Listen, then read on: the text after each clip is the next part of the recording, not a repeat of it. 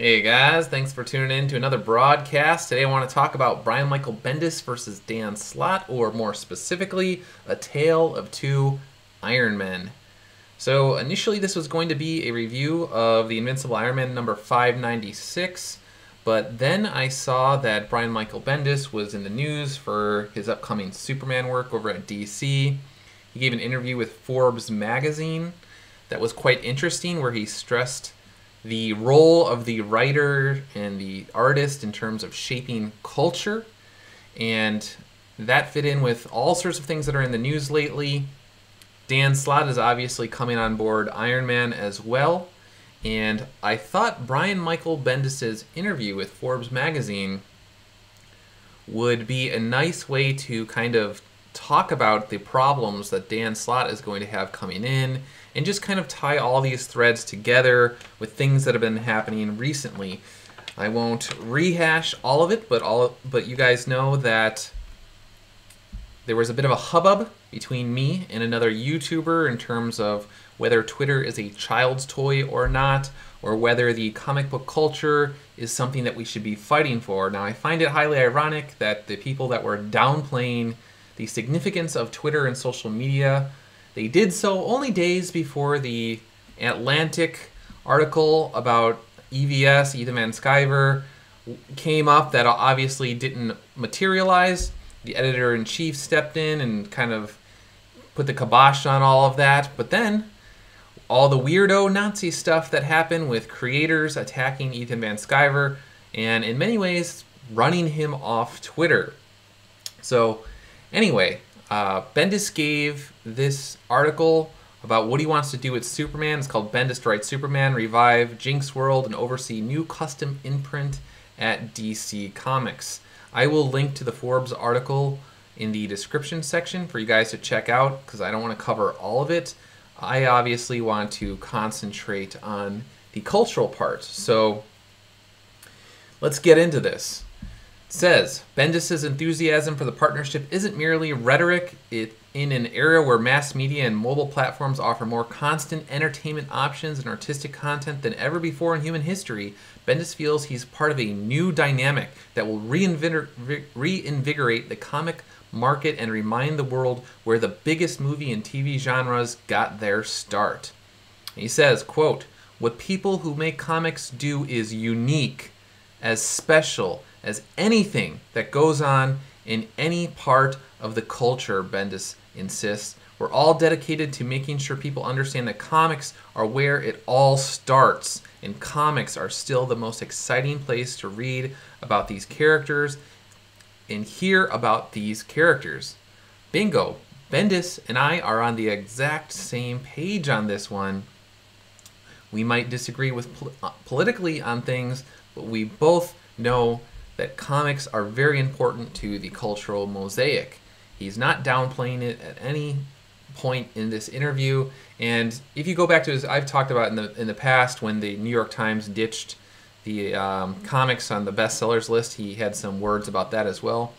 Anyway, he goes on in this interview. He says, Bendis concluded his thoughts by saying, "What's going on at DC and Marvel couldn't be more exciting right now, and," again, quote, "by summertime, I think comic book stores are going to be the most exciting places in our culture. I hope people get a sense of all this and go into a comic book store and see if there is something for them." Again, by summertime, I think comic book stores are going to be the most exciting places in our culture. Now, you could argue about whether that prediction will be right or not, but there's no questioning where Bendis stands in terms of how important these stories are in terms of shaping culture. Now, he is leaving Invincible Iron Man, and I could probably talk about this a little bit later.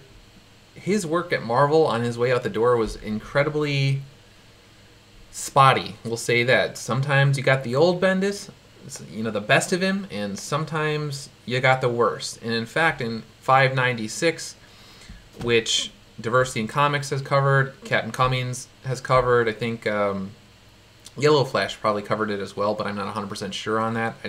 I did see Diversity in Comics and Captain Cummings, Anyway, I could link to those below as well.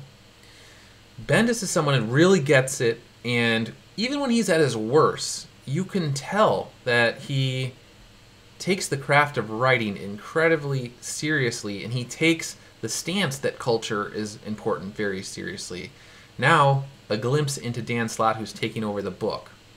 So, somebody asked about, he turned the lizard's family into a whole bunch of lizards, whatever.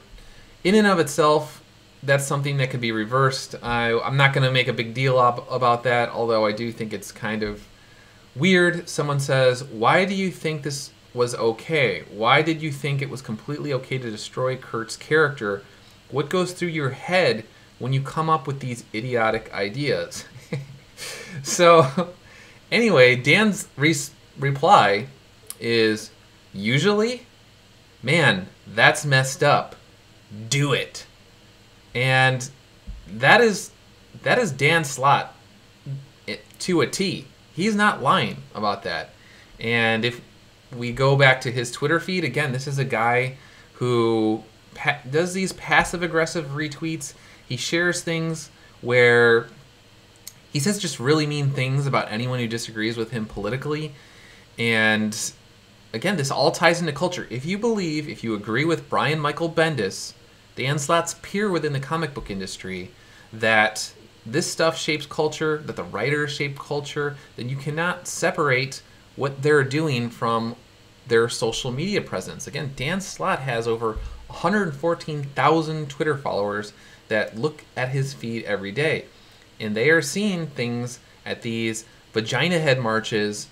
You know, please note the lack of Nazis at our marches. There's constant drumbeat from all of these guys that if you disagree with them, you are a Nazi. And it bleeds over into everything else. Now, I don't like to show these things on a regular basis, but they happen. And when people outright just call me a Nazi, when they outright call me a white supremacist, when they outright call me all these sorts of disgusting things, or racist, a lot of times I will just delete them, because you have no right to slime me, slander my character, call me a Nazi, and start stupid, idiotic, inane debates about whether I am a Nazi on my own page. So the other day I got this, actually I got a whole slew of messages from this person and others. It says, to quote a dim-witted Nazi named Ernst, if you can't handle clapbacks, don't post your opinion. Well, Ernst, you probably regret saying that now. Ernst, where were your complaints about Rosario Dawson, Night Nurse? Where were your complaints about Black Ben Ulrich? Oh wait, you didn't even realize those characters were white originally because you know nothing about comics and only get outraged about what other people tell you to be outraged about. Typical Nazi Ernst, you're the type of person that we could tell had relatives turn in their Jewish neighbors. Those were your neighbors, Ernst. But then again, I'm not surprised you are the way you are, just keeping family traditions alive.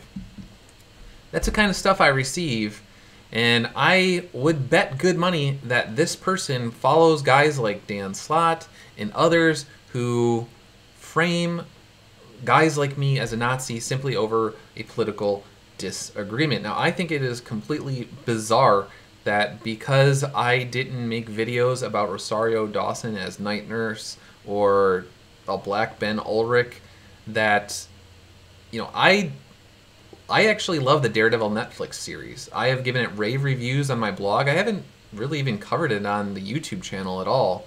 So this person may have been trolling through my blog posts, my old ones, I don't know.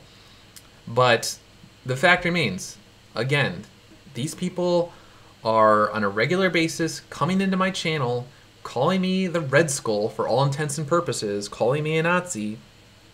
And when you go to the comic creators' pages, their social media pages, they're calling indirectly guys like me and Ethan Van Sciver Nazis as well. This is all connected.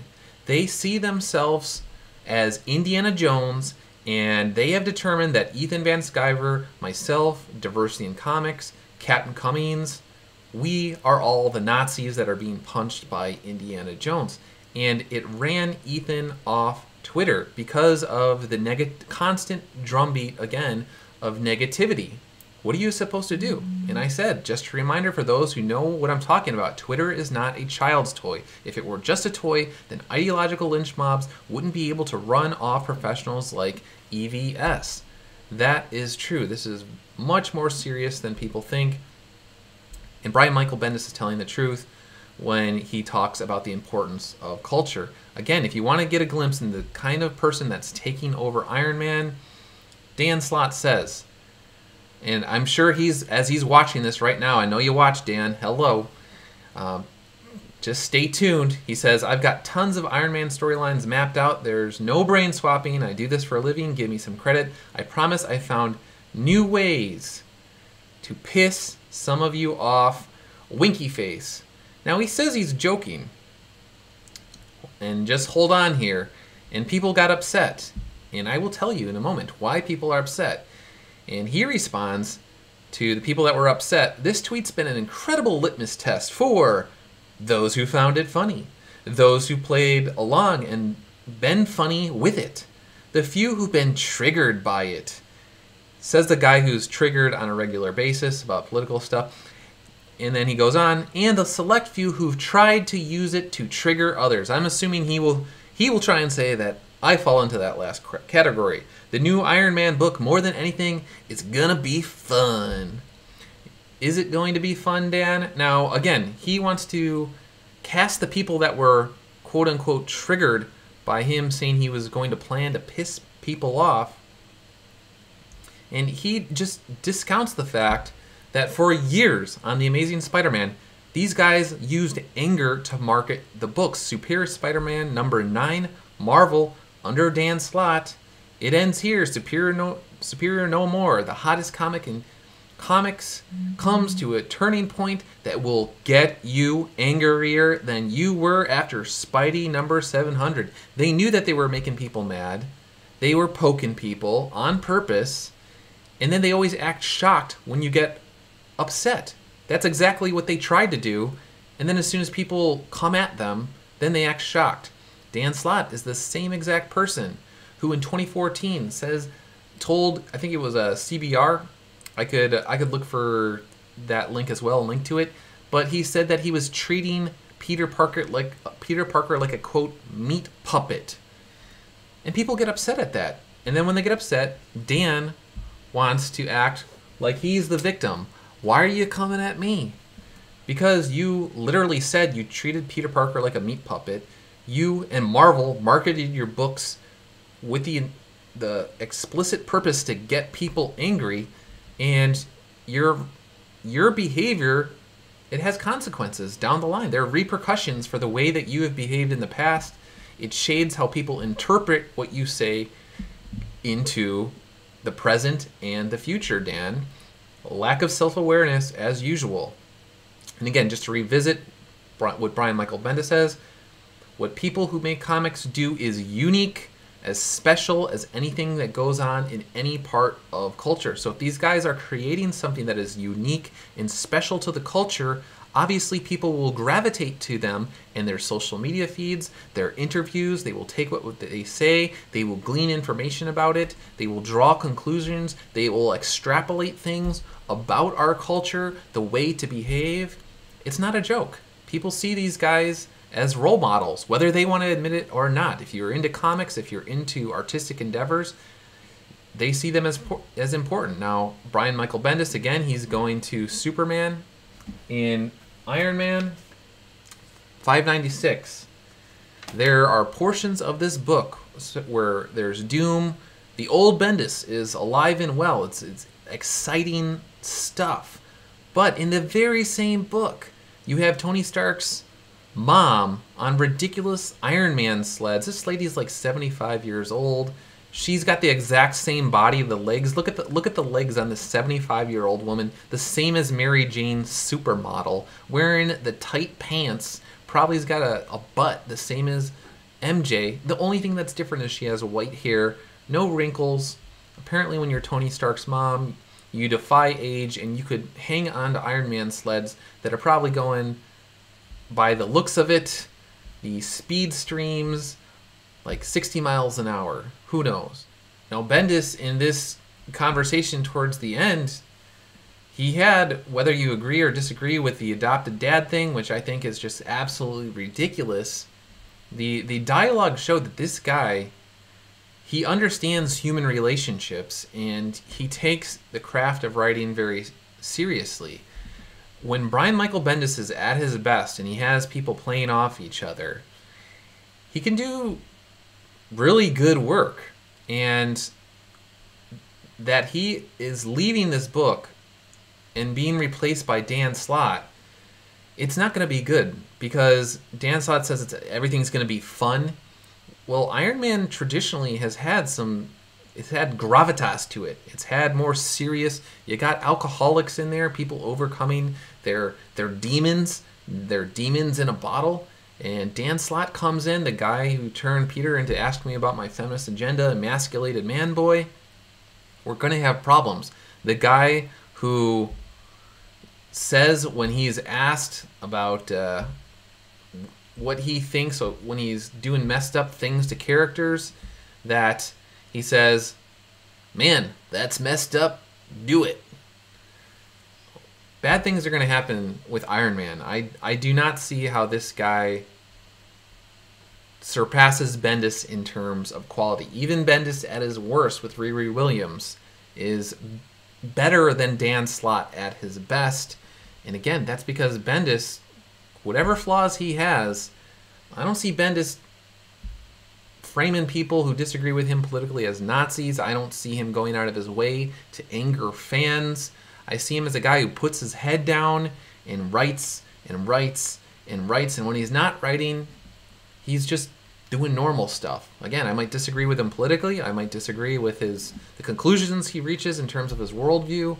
But he's not framing guys like me. He's not framing guys like Ethan Van Sciver directly or indirectly as Nazis. Like these trolls that come into my page and these trolls that ran off Ethan Van Sciver off Twitter. So anyway, guys, that's about it for now. I just wanted to juxtapose Dan Slott versus Brian Michael Bendis, their views on culture and comics and writing and their approach to the fans and all this kind of stuff. Tie some threads together, as I said at the beginning. Hopefully that gives you some stuff to think about going into the weekend. Love having you guys. Love having you in the comments section.